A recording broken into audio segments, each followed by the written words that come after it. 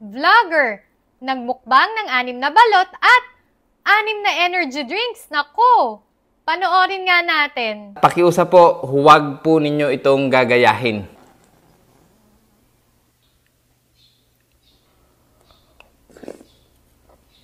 Parang biglang nagpalpitate ako sa video. Joke lang po. Unahin natin yung energy drinks. Tama ba yung pag-take ng marami nito?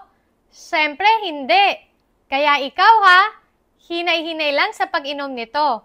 Huwag mo itong araw-arawin at huwag mo itong i-take ng 3 times a day. Naku!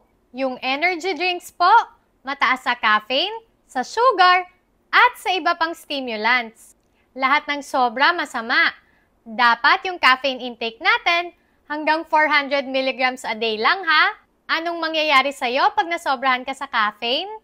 Maaari kang makaranas ng pagkahilo, pananakit ng ulo, insomnia, tremors, pagsusuka, at maaari din itong magdulot ng mga heart problems. Pwedeng tumaas yung heart rate mo, yung blood pressure mo, at pwede kang magkaroon ng palpitations. Doon naman tayo sa balot. Mataas nga ito sa protina at sa iba pang nutrients. Kaya lamang, mataas din ito sa cholesterol at sa uric acid.